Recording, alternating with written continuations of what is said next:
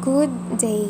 By the way, I am Joanna Fitzitundog, currently taking up Bachelor of Secondary Education, major in Mathematics. So, I'm in my last year in college, and that's why I'm your sub-teacher in this class. I will be discussing about Introduction to Complex Numbers. In Introduction to Complex Numbers, we will be able to simplify the even roots of negative radicands. Let's define what is complex numbers. Complex numbers is written in the form a plus bi, where a is the real part and b is the imaginary part, just like the illustration stated here. In the previous lessons, you have learned to find the principal roots of real numbers by reviewing the concepts discussed in lesson 4.3. You will arrive at the following mathematical concepts. Let a be a real number and n be an integer greater than 1. The principal nth root of a can be illustrated as follows. A.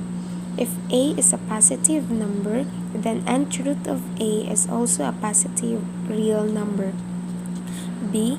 If a is a negative number and n is an even number, then nth root of a is not a real number. C. If a is a negative number and n is an odd number, then nth root of a exists and it is a negative real number. D. If a is equal to 0, then nth root of a is 0. By observing the slide, a negative radicand with an even index results to a root that is not a real number. We evaluate the expression square root of negative 9. To evaluate this expression, you have to find a number that, when multiplied to itself, will result in negative 9.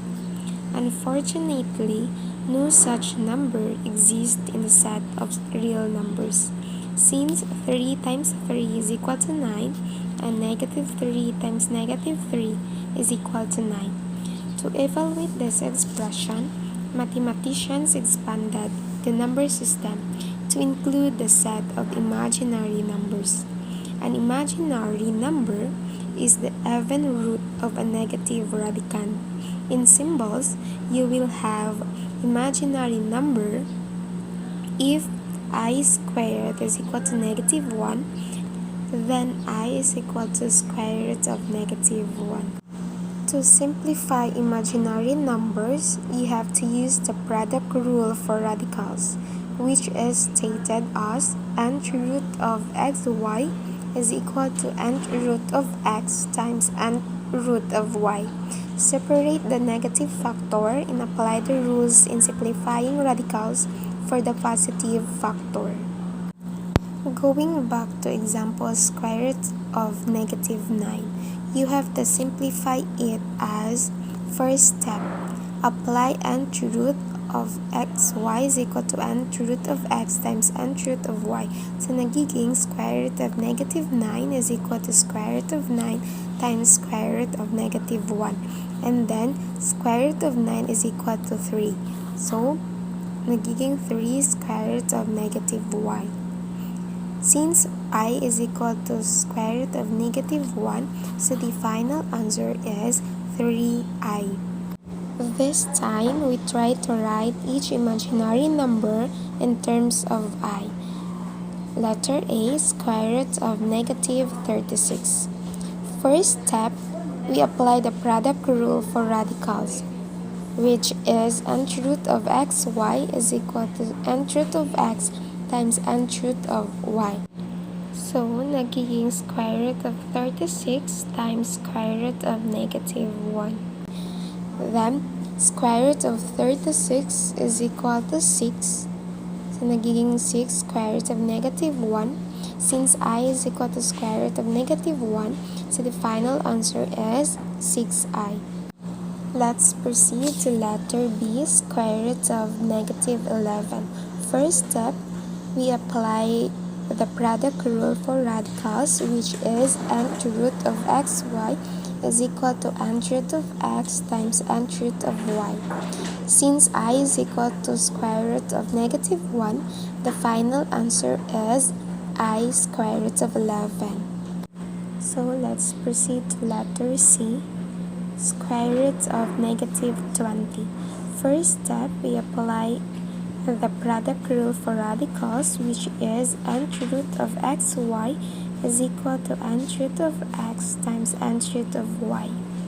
So nagiging square root of 20 times square root of -1. Square root of 20 is equal to square root of 4 times 5. So we rewrite square root of 20 to square root of 4 times 5. So nagiging square root of 4 times 5 times square root of -1. After that, we simplify the expression. So nagiging square root of 4 times square root of 5 times square root of -1. So square root of 4 is equal to 2.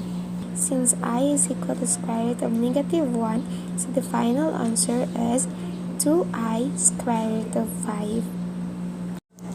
Letter D, square root of -13 over 25.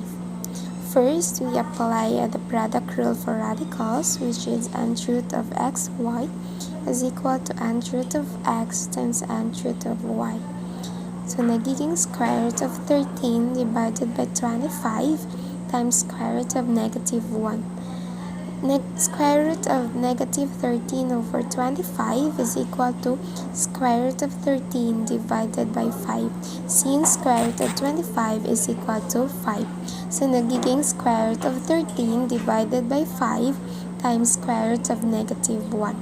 Since I is equal to square root of -1, the final answer is I square root of 13 divided by 5. I'm hoping that you all understand how to solve complex numbers and how to simplify imaginary numbers. Thank you and happy learning, everyone. God bless.